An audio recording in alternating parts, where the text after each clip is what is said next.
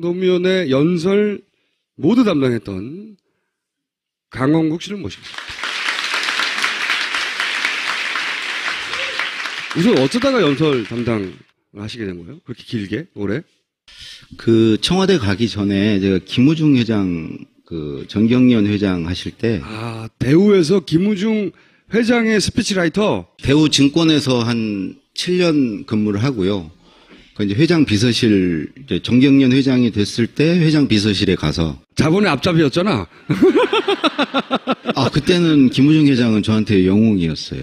그때는. 예. 그래서 3년간 그 대우 회장 비서실에 있다가 대우가 이제 문을 닫았죠. 예, 그리고 좀 있다가 김대중 대통령 연설 행정관 중에 경제 분야 쓰는 사람이 어디를 가게 됐어요. 근데 이제 청와대에서 이제 공석이 있으면 안 되니까 사람을 찾았는데 정경련 회장 연설을 썼으면 이 사람은 좀 쓸 수 있겠다 싶어서 저한테도 이제 시험 문제를 줬고 광복절 경축사를 써서 보내렸는데 그 기획예산처라든가 경제부처 장관 연설 쓰는 사람도 한 2사람 정도. 그때 테스트를 해요, 이렇게? 연설 써보라고? 네, 어느 날 갑자기 메일이 왔어요. 전혀 생명부지 그 당시 고도원 선배가 연설 비서관이었는데 전혀 몰랐는데 이제 와서 나한테 전화 왔다는 것도 얘기하지 말라고 그래서 정말 나는 처음으로 저는 청와대 어디 있는지도 몰랐고.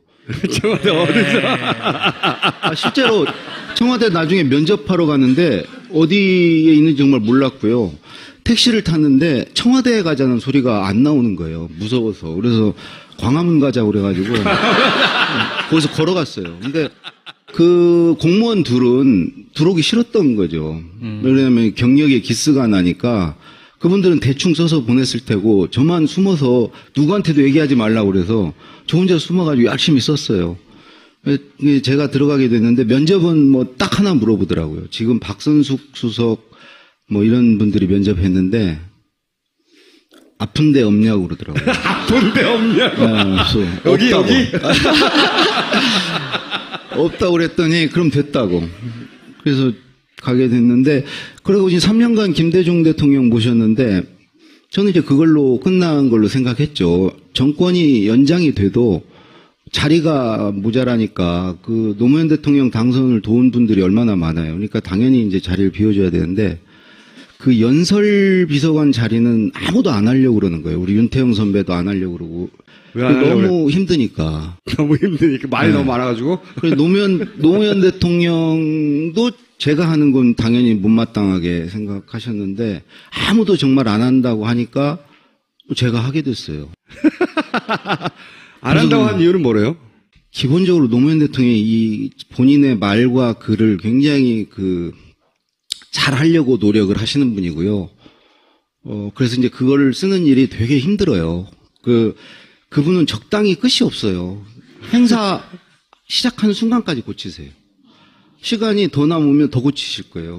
그러니까 광복절 경축사 같은 경우도 한 7개, 8개를 써요. 버전을? 네, 전혀 다른 주제로. 그러니까 버전 하나를 쓰려면 되게 한 열흘을 집에 못 가는데 그런 거를 계속 쓰시는 거예요. 근데 본인이 그러셨어요. 하나 써놨다고 생각이 바뀌고 상황이 바뀌었는데 써둔 거 있으니까 그거 가서 읽지? 이거는 정말 이건 말이 안 된다. 바뀌었으면 바뀐 원고를 쓰는 게 최선이다. 그래서 근데 그분은 계속 바뀌세요, 생각이. 질문, 급질문. 그 원고도 쓰셨어요?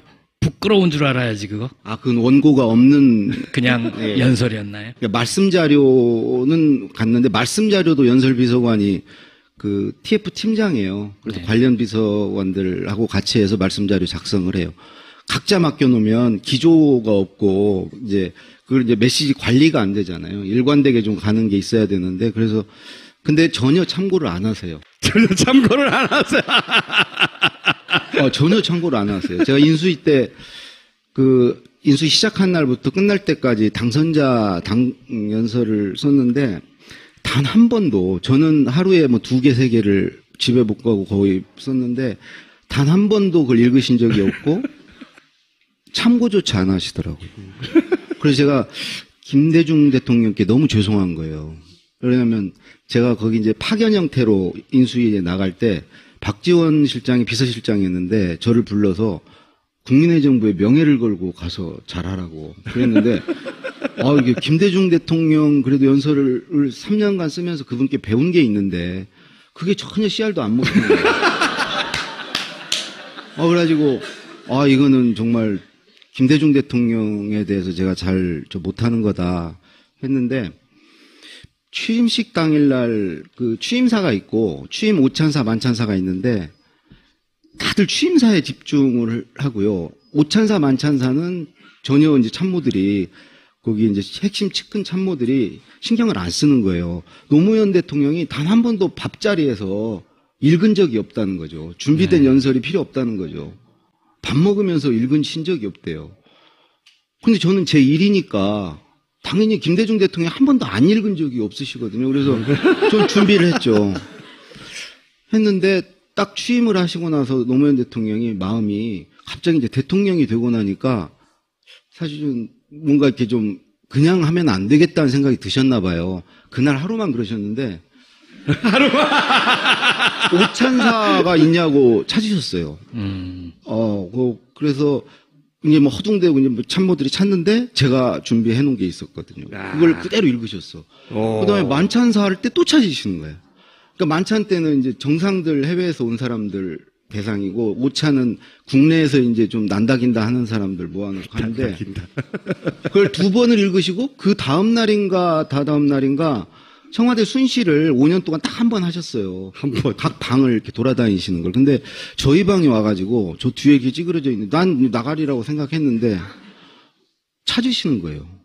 인수위 때 파견 나왔던 뭐 제 이름도 모르고 제가 처음 인사드리러 가니까 이렇게 저도 쳐다보시지도 않고 메이크업을 하시면서 거울로 저를 저 뒤에 제가 서 있고 보시면서 글로 보여주세요 그러시더라고요. 그래서 뭐 인사도 이렇게 하고 나왔는데 그 파견 나왔던 친구 어딨냐고. 그래서 제가 이제 쭈뼛쭈뼛 나가니까 저보고 자네 덕분에 내가 낭패를 면했다고 고맙다고 그러는 거예요. 그러니까 뒤에 막 비서실장 뭐 장관들 새로 된 사람들 쫙 뒤에 있는데 도대체 제가 뭘 했길래 대통령이 그 사람들은 아무도 모르죠 그거를.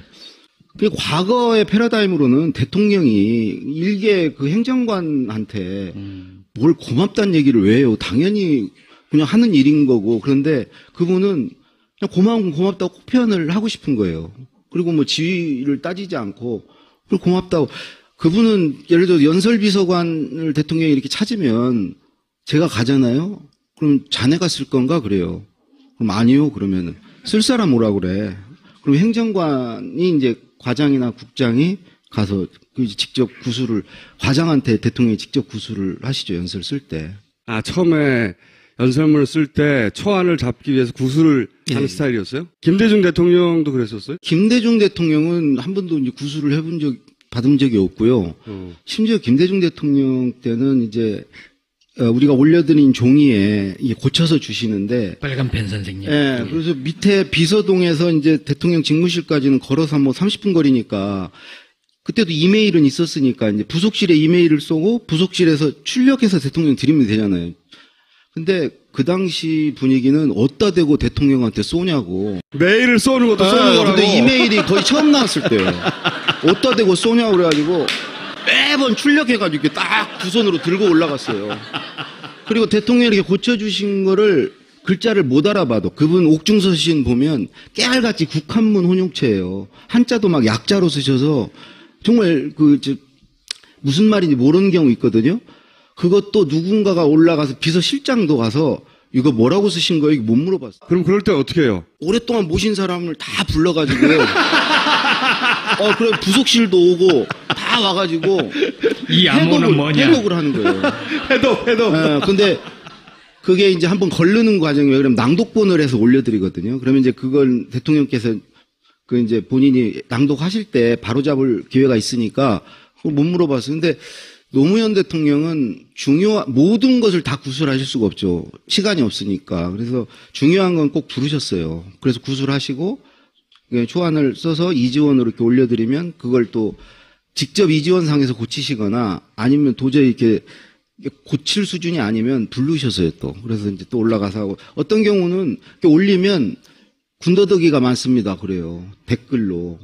그러면은 그 군더더기를 되게 싫어하셨거든요. 그럼 이제 빼고 또 올리면 아직도 있습니다. 그래요. 그럼 대통령이 있다니까 무조건 빼야잖아요. 계속 빼는 거예요. 그분은 이렇게 남들이 다 하는 얘기, 뭐 일반론, 뭐 이런 얘기하고 뭐 인용하고 이런 거 되게 싫어하셨어요. 내 얘기도 하기 바쁜데 내가 반부패 국제회의 연설 때 부패란 뭐 나쁜 거고 막 이런 말 썼다가 진짜 잘리는 줄 알았어요. 그때 첫 회인데 진짜 화를 내셨어요. 부패가 당연히 나쁘지. 아, 그리고 반부패 국제회의가 서울에서 개최되는데 그 전문가들이 다 오는데 거기가 되고 뭐 부패가 나쁘고 뭐 이런 소리를 왜 하냐고. 내가 뭘 어떻게 할지를 얘기를 해야지. 내가 어떤 생각을 갖고 있고. 근데 이제 그때만 해도 이제 그런 구술을 안 받고 이제 했는데 그 뒤로 애들이 이제 잘 모르는구나 생각을 하시니까 지시를 하기를 저한테 자네는 내가 하는 소리를 항상 녹음을 들으라고. 그래서 아침, 근데 하루 종일 얘기를 하시는 거예요. 아니, 식전, 아니, 5시 반쯤 일어나시거든요. 5시 반에 일어나시면 식전에 벌써 회의를 한두 건 하세요. 계속 말씀하시고 또 밥 먹으면서 계속 말씀하시고. 주무시기 전까지 계속, 근데 그거를 다 들으라고 그러니까 저는 연설을 쓸 수는 없고 이제 하루 종일 듣고 있는 거죠. 왜 그러냐면 그걸 듣지 않으면 그분은 계속 생각이 발전하시는 분이라 어제 하신 말씀을 가지고 내가 쓰면 이미 관심사가 다른 쪽으로 넘어가 있는데 그걸 가지고 쓰면 대통령이 안 받아주시잖아요. 그러니까 실시간으로 계속 쫓아가야 되는 거죠. 그러니까 김대중 대통령은 정말 그 생각의 관역이 너무 멀어가지고 제가 맞추기가 어려웠는데 노무현 대통령은 관역이 굉장히 가까웠어요. 근데 막 움직여요, 관역이. 우리가 그걸 따라가기가 훨씬 힘들었어요. 따라가지 말고 미리 앞서서 가 있으면 되잖아. 제가 이제 두 분을 모실 수 있었던 건요. 저는 뭐 독서량도 부족하고 글도 좀 겸손의 소리가 아니고 정말 그래요. 근데 유시민 선배 같은 분은 절대 못 모셔요. 우리나라에서 그 두 대통령은. 근데 두 대통령 아닌 다른 대통령은 유시민 선배 같은 분이 모셔야 돼요. 왜 그러냐면 없는 걸 만들어 드려야 되니까 글도 잘 쓰고 생각도 있고 그런 사람이 모셔야 돼요. 그리고 실제로 김영삼 대통령 때까지는 다 그런 사람이 썼어요. 연설 비서관이 못 썼어요. 공보 수석이 썼어요. 그랬죠. 왜 그러냐면 밑에서는 그거를 이렇게 할 수 있는 역량이 안 되는 거예요. 연설 비서관은 자료만 챙겨서 공보 수석한테 줬어요. 그럼 공보 수석은 앉아서 연설 일이 다 했어요. 윤여준 수석, 네. 뭐 이수정 수석. 그리고 그럼 공보 일은 누가 했냐? 정무수석이 했어요. 왜 정무수석이 공보 일을 언론을 상대합니까? 채찍과 뭐 이거 당근을 정무수석이 갖고 있는 거예요. 정무수석이 언론 핸들링을 다 했어요. 언론 정책도 다 하고 공보수석은 언론 일을 않고 앉아서 연설문만 쓰고 있었어요. 근데 그 일이 가장 중요한 일이었어요. 공보수석 밑에 비서관들이 1비서관 이상 있었는데 그 비서관들이 분야를 나눠가지고 그걸 서포트 해주는 일이 가장 중요했어요. 연설이 왜 그렇게 중요한 겁니까? 그 당시만 해도요, 와이스 때까지만 해도 중요한 자기가 발표할 거리들이 있으면 그 계기를 딱 정해가지고 그때 딱딱 발표를 하고 연설을 통해서 국정을 완벽하게 운영했죠. 왜냐하면 개인적으로 뭐 이렇게 노무현 대통령 같이 어디 뭐 이렇게 뭐 춘추관을 찾아가지도 않고 이렇게 네. 사람을 만나서 이렇게 허심탄회하게 얘기하는 스타일들이 아니고 절대 그런데 왜냐면 그때까지만 해도 절대 대통령은 말하지 마라. 말하면 무섭지 않다. 말하지 말고 가만히 보다가 그냥 잡아다가 중앙정부 데려가서 족치고 내보내고 세무조사하고 이렇게 하면 되지 뭐 설명해주고 그렇게 하지 말라고 얘기하고 그것도 하지 마라. 그냥 가만히 입 닫고 있다가 행동으로 보여줘라. 그게 대통령의 덕목이었거든요. 그러니까 말은 연설을 통해서만 딱 정색을 하고 딱 얘기하고 그런 식으로 운영이 됐기 때문에 그게 이제 김대중 대통령 때 와서는 왜 공보수석이 그거를 하고 연설문을 쓰고 앉아있냐고. 연설 비서관이 써야지. 이 유시민 선배한테 2번 정도 대통령이 부탁을 한 적이 있어요. 네. 사전에 5.18 연설하고 4.19 연설 2번을 그것도 노무현 대통령이 굉장히 그 시스템을 중시하는 분이에요. 아주 시스템을 중시하는 분이에요. 그래서 그런 지시를 할 때도 부속실이 안 해요. 연설 비서관한테 연락을 해요. 그래서 유시민 장관한테 그걸 받아와라. 한번 써보라 그래라. 왜 그러냐면 부속실에서 직접 해버리면 연설 비서관이 붕 뜨잖아요. 제가 연락을 하니까 유시민 장관께서 거의 뭐 새벽에 이렇게 작업을 하셔가지고 새벽에 보내주셨더라고요. 어디 지방 출장 중이신데 PC방 가서 쓰셨대요.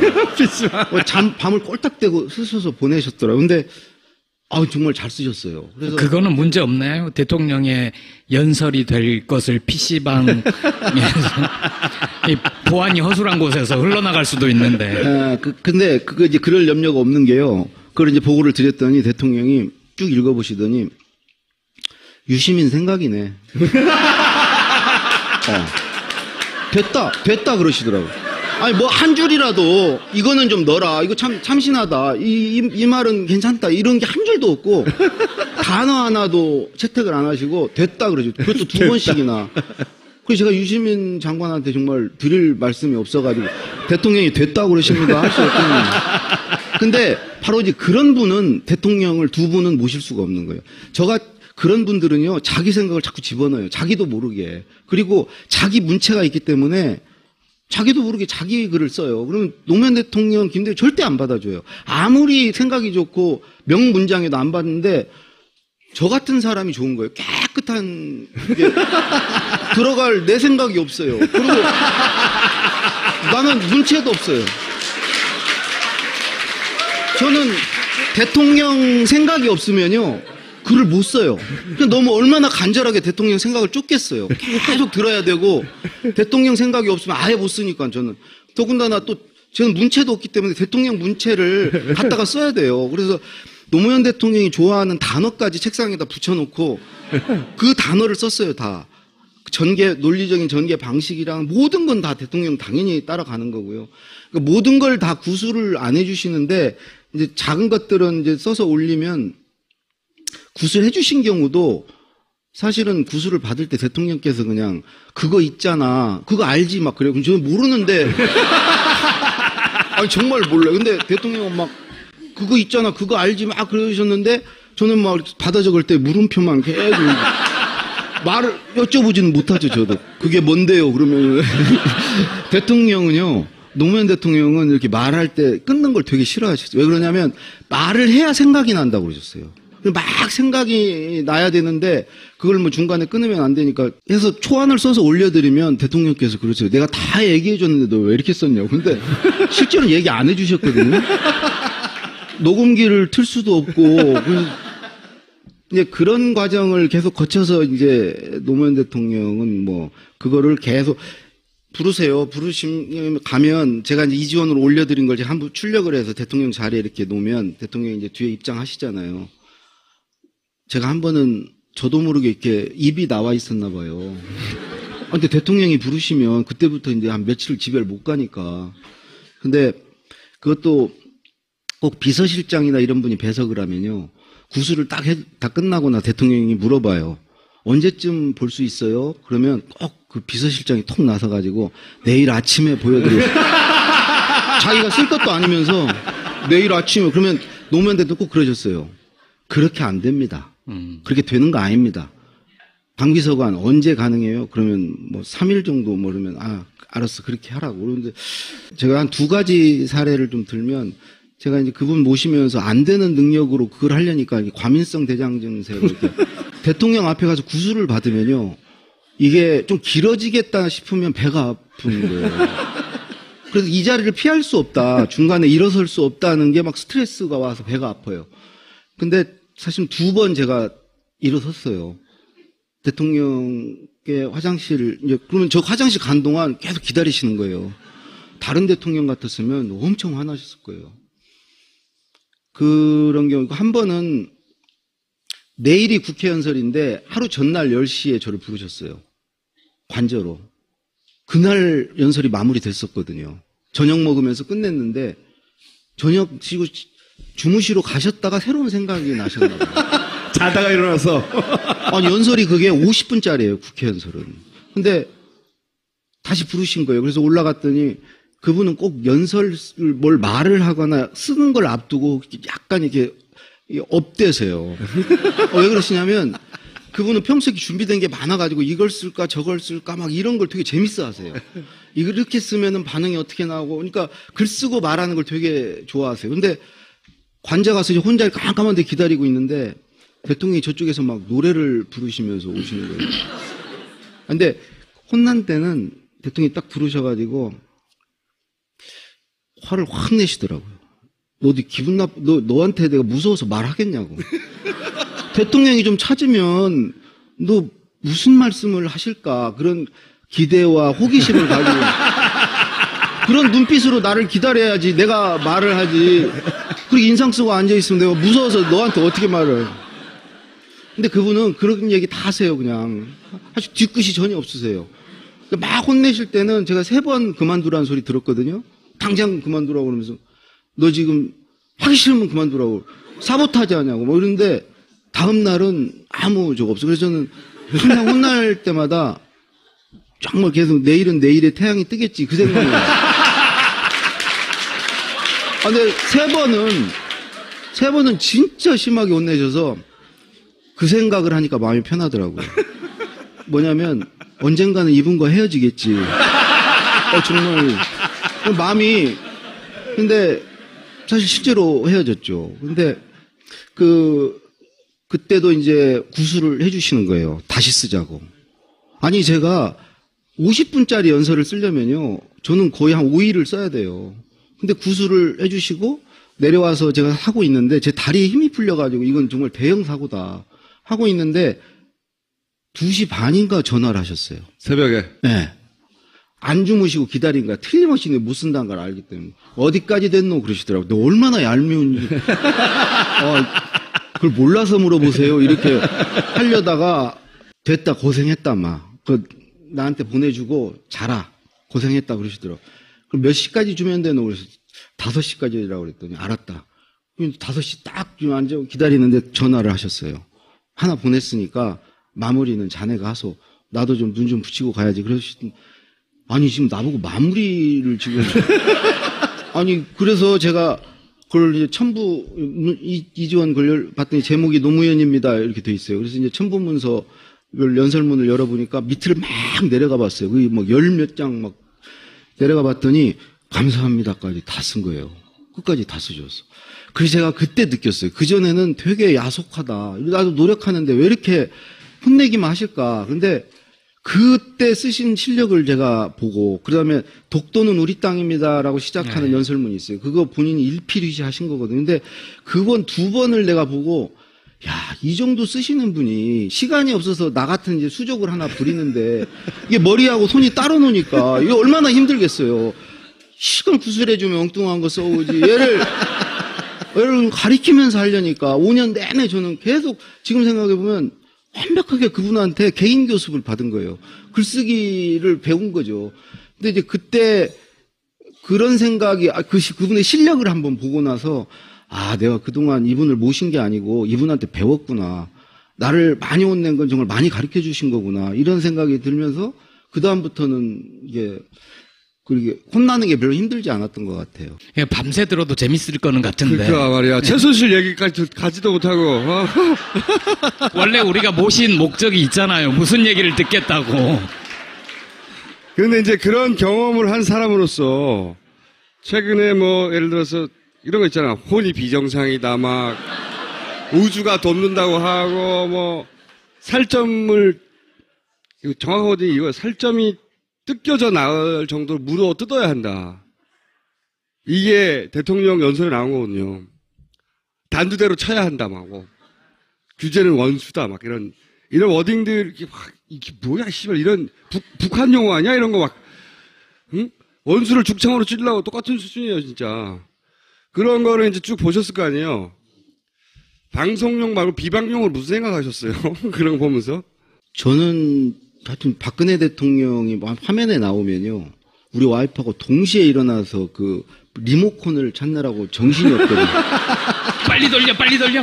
막 정말 이게 그렇게 막 마음이 급하면은 리모컨이 잘 안 열립니다. 그래서 5초 이상 그분의 얼굴을 본 적이 없어요. 방송에서. 그렇기 때문에 그분이 무슨 말을 하고 사실 전혀 모르는데 이런 생각은 했어요. 그분이 이제 다 읽으시잖아요. 심지어 국무회의 발언도 읽으시잖아요. 그럼 말이 사실 안 되는 건데 어쨌든 회의에서도 읽으시는데 그렇게 읽는 것과 직접 가끔 이제 원고 없이 이렇게 말을 하는 경우 있잖아요. 그 말을 들어보면 그 글을 쓸 수 없는 사람이에요. 문장이 안 되죠. 결국 글이라는 것은 그 사람의 생각인데 생각이 정리가 돼야 이제 글을 쓸 수 있는데 그렇게 엉켜있는 생각을 가지고는 어떤 면에서는 아예 생각이 없는 게 보이거든요. 제가 그래서 관역 자체가 없다. 그냥 맑고 순수하네요.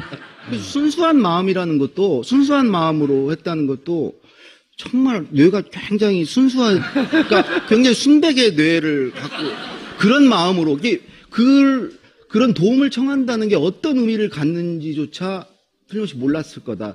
다른 하나는 그런 걸 해도 되는 걸로 알았을 수 있어요. 왜냐하면 제왕적인 사고를 하면 자기가 못할 게 없잖아요. 아무거나 다 할 수 있잖아요. 그러니까 이제 법 위에 있으면 못할 게 없죠. 저는 둘 중에 하나였다고 생각해요. 그게 어떤 의미를 갖는지를 전혀 몰랐거나. 그러니까 그분도 사실은 피해자예요. 정말 상황이 뭔지를 몰랐어요. 자기는 그렇게 밖에다가 써달라고 그러고 고쳐달라고 그러고 이런 게 이게 무슨 의미를 갖는지조차 몰랐던 것 같고 알았더라도 내가 하는데 무슨 소리야. 내가 대통령이 맘대로 하는 거지.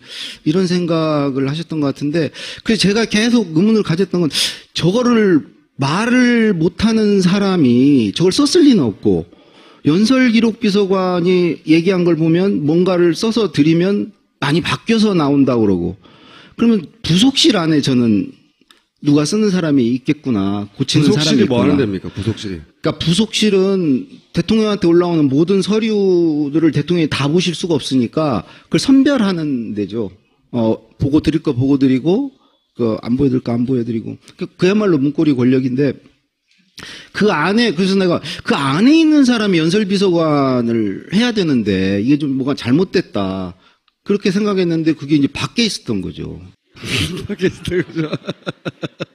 근데 이게 사실은 정말 대통령은 말로 국정 운영하는 거거든요. 근데 그 말을 누군가에 검사받고 말을 틀어주고 있는 사람이 있다면 정말 그거는 국정 무슨 개입이나 뭐 농단이 아니고 정말 그 사람이 국정을 운영한 거예요. 그 사람이 대통령이에요. 대통령이 뭘로 국정을 운영합니까? 저는 또 한 가지 의문이 어디까지 알았을까? 그러니까 대통령 본인 알았고 당연히 그다음에 이걸 배달했다고 하는 한겨레가 보던 정호성 제일 부속비서관 지금 말씀하신 부속비서관 부속비서관이라는 게 그야말로 비서인 거죠. 비서. 대통령 비서실에 많은 비서들이 있지만 그 비서 중에 비서죠. 집사. 예. 집사. 부속실장이었죠. 제일 부속실장. 부속실 부속 비서관이라고 그러더라고요. 부속실장이라고 안. 아, 그런가요? 예. 어쨌든 집사인 거예요. 정호성 문고리 3인방 중에 한 사람. 이 양반은 당연히 알았을 거고 배달을 했으니까. 그러면 대통령하고 그 집사 두 사람만 알고 청와대 모두가 모를 수 있어요, 이게? 사실은 제가 이번 사태를 겪으면서 정말 현실은 우리가 상상하는 것보다 더 드라마틱하구나. 그러니까 상상을 초월한 일이 가능하구나. 아마 이게 이 사태 이후로 우리가 IMF 겪으면서 뭐 이런 걸 많이 알았듯이 정말 우리 국민의 상상력이 어떤 일이 벌어지면 이제 이런 것도 이제 상상할 수 있는 역량을 갖추게 될 거예요. 정말 이거는 근데 이게 이제 있을 수 없다는 걸 떠나서 제 경험으로는 지금 정도 분위기면 제가 이번 4년 차를 2번 겪어봤거든요. 김대중 대통령, 노무현 대통령. 그렇죠. 청와대 전 직원들의 대체적인 어떤 느낌이 다 끝났다는 분위기예요. 그건 아주 그냥 근데 희한하게 밖에 나가면 사람들이 아직 안 끝났다는 걸로 대우를 해줘요. 그게 너무 저는 이상했어요. 그러니까 안에서 느끼는 어떤 체감 그것과 밖에서 사람들이 생각한 거의 지금은 가만히 놔뒀어도 이 사태가 없어도 사실은 이제 거의 정말 끝난 건데 그 몰랐다는 건 좀 이해가 안 돼요. 청와대에서 그 모를 수가 없어요. 근데 그 비서실장 얘기하는 거 보면 진짜 모르는 것 같아요. 비서실장은 정말로 몰랐던 것 같아요. 근데 나는 그 정말 비서의 실장이더 모른다면은 아니 근데 그 말이 안 돼요. 비서실장뿐만이 아니고 제 경험으로는 하여튼 다 대부분 저런 정도의 일은요 다 알아요. 근데 저거를 비서실장이 정말 연기를 하는 건지 뭔지 모르겠지만 뭐 이렇게 봐서는 정말 몰랐다 모르는 걸 보면 그게 어떻게 가능하죠? 매일매일 갖다 줬다는데 이만큼 30cm면은 그날 대통령한테 보고 되는 소리 몽땅 합쳐가지고 갖다 준 거 아니에요? 매일매일 그게 어떻게 가능하죠? 이게 모르게. 본인의 경험으로는 그 불가하다는 거죠. 불가능하죠. 청와대 이제 노무현 대통령 때 안 그랬지만 김대중 대통령 때 이제 아침에 몇 명이 이렇게 모이는 회의 뭐 이런 거 다 알아요. 자기들끼리 뭐 비밀이라고 하지만 다 알아요. 우리가 고등학교 다닐 때 선생님 보면 선생님이 뭐 아무리 자기 실력을 숨기고 뭐라고 하려고 그래도 우리는 다 알고 있잖아요. 근데 실제로 청와대도 그거 뭐 얼마나 뭐 이렇게 정치적으로 이렇게 좀 발달한 사람들이 거기 있습니까? 정무적 그런 근데 그런 게 몰랐다는 게 저는 좀 이해가 안 돼요. 만약에 김대중 노무현 때 이런 사건이 있었어요. 그 양반들이라면 이런 사고 자체가 없었겠지만, 이런 뭐 다른 사고가 있을 수는 있어도 이런 종류의 사고는 없었겠지만, 본인이 스스로 생각하고 말하는 사람들이니까. 근데 어쨌든 대통령이 숨기고 싶은 치부가 드러나는 사건이 있었어. 근데 사과문을 작성해야 돼. 그러면 어떻게 반응했을까요? 두 노무현 사람은? 대통령 때 많이 했죠. 그 농민 두 사람 돌아가셨을 때도 했고, 예를 들어서 정치자금 문제, 그다음 최도술 문제 뭐 이렇게 쭉 나왔을 때마다 했는데, 그때 이제 딱 일이 터지면 민정수석, 비서실장, 그다음에 연설비서관. 왜 연설비서관은 가야 되냐면 일단 뭔가를 대통령이 발언을 하시게 될 가능성이 크잖아요. 그러면 구술을 받아야 하잖아요. 그럼 그냥 빈손으로는 절대 못 가죠. 대통령한테 가서 알아서 하십시오. 이런 부분 없으니까 뭐라도 하나 빨리 써가지고 이제 올라가죠. 그러면 비서실장은 막 계속 아직도 안 되냐, 아직도 안 되냐. 근데 그 대답하느라고 저는 못 쓰고 지금 계속 지금 언제 되냐. 그러면 막 그 대답, 그래도 하여튼 뭐라도 써가지고 올라가요. 근데 단 한 번도 노무현 대통령이 써가지고 간 거를 본 적이 없으세요. 가면은, 그럼 이제 드리잖아요? 그럼 이거 먹고 그러시면, 아, 이거 발표문안 작성해 봤습니다. 그러면, 아, 됐다. 내가 알아서 할게. 근데 이미 생각이 딱 정리되어 계세요. 그래서 내가 그걸 보면서, 만약에 대통령이, 야, 뭐냐, 막 이러면서 막 죽치면서 그거를 딱 보고, 막 허둥대면서 뭐 더 좋은 의견 없는지 막 이러면 항상 위기 관리가 가장 중요한데 그런 대통령을 모실 때 내가 얼마나 불안할까. 다행히 노무현 대통령은 됐다, 막. 내가 알아서 할게. 딱 이러시니까 믿음직하잖아요. 그리고 실제로 아무것도 준비 안 된 상황에서 메모 몇 자 딱 해가지고 춘추관 가서 연설 잘 하세요. 그거 뭐 쓰지도 않고 단어 몇 개 써가. 그래서 정말 리더는 저런 준비된 리더가 필요하구나. 저런 게 안 된 사람이 남의 머리를 빌려서 만약에 이걸 하려고 그러면 위기 때는 어떡할 거예요. 그 사람 어디 전화 연결 안 되고 그러면 누구한테. 지금 독일 전화 연결 안 돼가지고 지금 사과문이 이렇게 나온 거 아니에요 지금. 말 재주꾼이시네. 이 책이 10만 권이 팔린 거는 어떻게 가능했죠? 아, 그거는 뭐 노무현, 김대중 대통령이 정말 덕분이에요. 예, 그래서 그분들을 이제 더 공이 큰 사람이 있네요. 박근혜 대통령. 그분이 계속 무슨 연설을, 그다음에 소통을 않고 계속 그러면서 살려냈어요. 노무현과 김대중 대통령을 옛날 그리워하게 만들었어요. 옛날 그래도 그때 그분들이 정말 우리하고 가까워 소통하려고 했구나. 그러면서 찾은 게 저 책이에요. 그러니까 저 책이 막 사실은 박근혜 대통령한테 제가 사실 고마워해야 되는데 저 최순실한테 고마우셔야지. 오늘 검찰이 최순실 집 압수수색 갔는데 저 책 나올지도 몰라요. 아니 근데 저 책을 쓸 때요. 저 한 2,000부 팔릴 줄 알았거든요. 그래서 이제 당당하게 가서 노무현 재단하고 김대중 도서관에 모든 인세를 절반씩 드리겠다고 10원, 1,000원 한 장 내가 안 가져가겠다고 하고 계약금 받은 것을 갖다 드렸어요. 근데 막 책이 막 팔리는 거예요. 아, 근데 정말 한 3만 권 넘어가니까 막 내가 가슴이 떨리는 거예요. 인세를 받지는 않았는데 이게 막 억 단위로 막 가니까 정말 어떡하지 하고 있는데 권 여사님이 이걸 보고를 받으시고 그 노무현 재단 사무총장한테 그 친구 밥벌이가 그건데 왜 그런 걸 냉큼 받냐고 받은 것도 돌려주라고 그렇게 얘기를 하셨대요. 그래가지고 사무총장이 저를 불러서 받은 건 돌려줄 수는 없고 지금부터 더 이상 가져오진 말라고. 그냥 마음이 얼마나 다행이라고 생각이 듭니다. 오늘 여기까지 하겠습니다. 감사합니다.